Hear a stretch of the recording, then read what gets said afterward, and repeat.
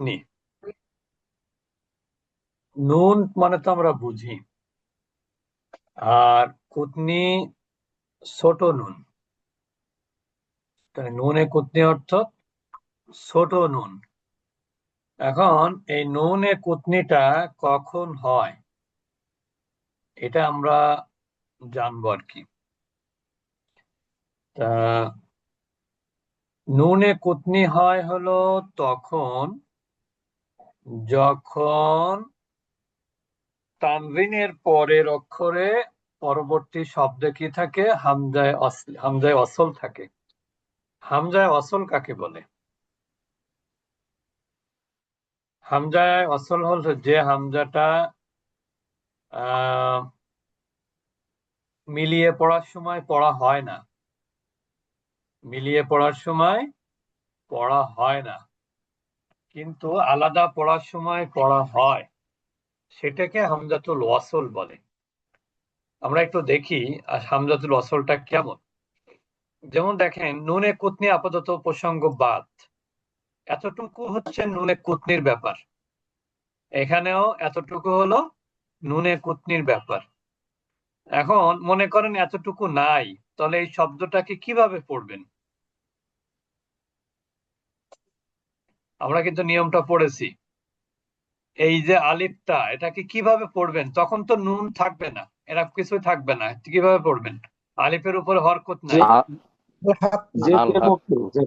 আল হক, আল হক। কারণ হচ্ছে কি, আলিফের পরে লাম থাকলে, লাম সাকিন থাকলে, লামে সুকুন থাকলে আলিফটাকে জবর দিয়ে পড়তে হয়। আবার এখানে যদি মনে করেন যে এখানে নুনে কুতনি নাই, তাহলে এইখানে আলিফে কি দিয়ে পড়বেন? যেহেতু থার্ড জবর আছে তাইলে হচ্ছে গিয়ে জের জেড দিয়ে পড়বো। যেহেতু আলিফের পরে লাম ছাড়া অন্য অক্ষরে সাকিন এবং তারপরে থার্ড লেটারে জবর আছে, এই জন্য আলিফের নিচে জেড দিব। আচ্ছা, এবার দেখেন এটাও বাদ দেন, এটাকে কি করে পড়বেন? আল্লাহ। আল্লাহ, কারণ এখানেও লাম আছে, ঠিক না? ওইখানে আল আছে। হ্যাঁ হ্যাঁ। আল আছে। আচ্ছা, এখানেও এটুক বাদ দেন, এখানে কি করবেন? ইকতারা। ইতে তারফ, ইকতারা। ইতে তারফ। ইকতারাফ কেন হবে? কারণ এখানে লাম ছাড়া অন্য অক্ষরে সাকিন, থার্ড লেটারে জবর। লাম ছাড়া অন্য অক্ষরে সাকিন, আর থার্ড লেটারে কি? জবর। জবর। বুঝতে পেরেছেন? তাহলে সেটা কি হবে? জের হবে। সেটা হচ্ছে জের জের দিয়ে ধরে পড়তে হবে। পড়তে হবে। ঠিক একই ভাবে এখানে দেখেন, এখানে কি করব? এখানেও জেড দিব, কারণ থার্ড লেটারে জবর আছে। আচ্ছা, এইখানে কি করব? এখানে জবর দিব। এখানে আল জবর আল দিব, তার কারণ আল এখানে লামে সাকিন আছে, ঠিক না? তো সব মিলিয়ে আমরা দেখতে পাচ্ছি যে আমরা যদি একসাথে পড়ি, তাহলে কিন্তু একটাতেও আলিফ বা হামজা পড়া হচ্ছিল না, কিন্তু যখনই ওই শব্দটাকে আলাদা করে পড়তেছিলাম, তখন কিন্তু আলিফটা পড়া হচ্ছিল, তার মানে সেটা হামজা হয়ে যাচ্ছিল। তাহলে যে হামজাটা মিলিয়ে পড়ার সময় কি হয় না, পড়া হয় না, কিন্তু আলাদা পড়ার সময় পড়তে হয়, সেটাকে হামজাতুল ওয়াসল বলে। তাহলে দেখেন, এখানে কিন্তু আমরা দেখতে পাচ্ছি না তানবিন আছে, এটা একটা উদাহরণ দিয়েছে, কিন্তু নিয়ম হচ্ছে পরবর্তীতে দেখেন এখানে, এখানে কি আছে? তানবিন না? তারপরে কি হামজা আছে না? হামজা মানে কি, সেটা আল্লাযিনা ছিল মূলত, এটা ঠিক না? তা বলেছে এখানে নিয়ম কি বলেছে, নুনে কুতনি কাকে বলে? তানবিনের পরে, তানবিন যুক্ত কোন অক্ষরের পরে যদি হামজাতুল ওয়াসল আসে, তাহলে তানবিনের পরিবর্তে একটি ছোট নুন প্রতিস্থাপিত করা হয়। এটিকে আমরা নুনে ছোট নুন বা নুনে কুতনি বলবো। এর নিচে সবসময় কি হয়? জের হয়। মনে রাখবেন, এই নুন দুই শব্দের মাঝে থাকে, দুই শব্দের মাঝে থাকে। তাহলে এখানে তানবির তানবীরের পরে হামজাতুল ওয়াসল, তাহলে কি হবে? এই একটা হরকতের পরিবর্তে একটা জের যুক্ত নুন আসবে। তাহলে এখানে যদি দুইটা পেজ থাকে, একটা পেজ বাদ দিয়ে যদি জের দিই, নুন যুক্ত জের, তাহলে কি পড়তে হয় হিসেবে? মুরতাবু নিল্লাযিনা। নীল। এখন এখানে আরেকটা জিনিস বলি, আপনি যদি এখানে নুনে কুতনিতে পর্যন্ত না যান, এখানে তো একটা আয়াত নাম্বার আছে, আপনি কিন্তু এখানে শেষ করে থেমে যেতে পারেন, ঠিক না?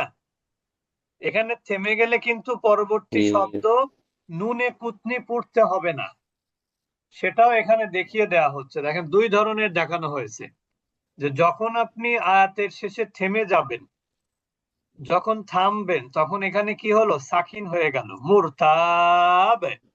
শব্দের শেষে যদি দুই পেশ থাকে, থেমে গেলে কি হয়? তখন হয়। সাকিন হয়। সুকুন শব্দের শেষে ওই যদি দুই জের থাকে, থেমে গেলে কি হয়? থাকতেও তখন হয়। সাকিন হয়। সুকুন হয়। শব্দের শেষে যদি দুই জবর থাকে, থেমে গেলে কি হয়? এক জবর হয়। এক জবর এক হ্যাঁ, এক আলিফ এক চার। জবর হয় এবং আলিফ মাদ হয়। এই তো মাশাআল্লাহ, সবার মনে আছে। কেবল দেখলাম 13 জন, এখন 11 জন হয়ে গেল কেন? কে বেরোয় গেল? আচ্ছা, যাই হোক। তো এখানে তাহলে দুই রকম নুনে কুতনিকে আমরা দুই ভাবে পড়তে পারি। নুনে কুতনিকে মেইনটেইন করেও পড়তে পারি, অথবা নুনে কুতনিকে বাদ দিয়েও পড়তে পারি।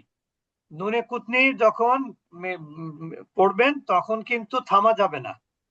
আর যখন নুনে কুতনি পড়বেন না, তখন থামতে হবে। মুরতাব আল্লাযীনা। আর এইটা হলো মিলিয়ে পড়তেছেন, নুনে কুতনি সহ পড়বেন। মুরতাবু নিল্লাযীনা, মুরতাবু নিল্লাযীনা ইল্লা নুফুরান। নুফুরান, থেমে গেলে কি হবে বলেন তো? নুফুর। আর পরে এখানে আলাদাভাবে পড়লে ইস্তিকবারন। আর যদি নুনে কুতনি পড়েন, তাহলে কি হবে? ইল্লা নুফুরান ইস্তিকবারন। এখানে নুনে কুতনি সহ পড়লাম। এখানে একই নিয়ম। হুমাজাতিল লুমাজাতিনিল্লাযীনা মিলিয়ে পড়লেন। আর যদি থেমে যান, তাহলে গোল তা থাকলে হা হয়ে যায়। উমাজাতিল লুমাজাহ। এরপরে কি পড়বেন? আল্লাযী। আর নুনে কুতনি পড়লে হুমাজাতিল লুমাজাতিনিল্লাযী। হুমাজাতিল লুমাজাতিনিল্লাযী। এরপরে এখানে দেখেন, যদি থেমে যান, আযাবান আলীমা। আযাবান আলীমানিল্লাযীনা, দুইভাবে পড়া যায়। আযাবান আলীমা আল্লাযীনা, আযাবান আলীমানিল্লাযীনা। বুঝতে পারতেছেন তো সবাই? জি। যে নুনে কুতনি পড়াটা কিন্তু জরুরি না, আপনি থেমেও যেতে পারেন, থামলে আর নুনে কুতনি পড়তে হবে না। আর যদি মিলিয়ে পড়েন, তাহলে নুনে কুতনি হবে।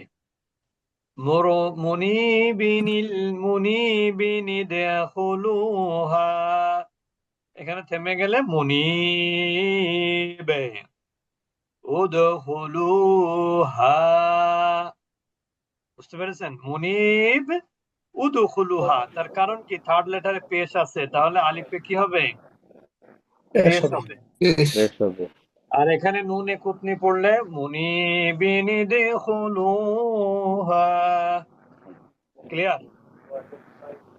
জি। আচ্ছা, এটা হচ্ছে নুনে কুতনি। নুনে কুতনির বিষয়টা আমরা শুধু একটা কথা মনে রাখবো, নুনে কুতনিটা পড়া নুনে কুতনিটা পড়া আমাদের জন্য জরুরি বিষয় না।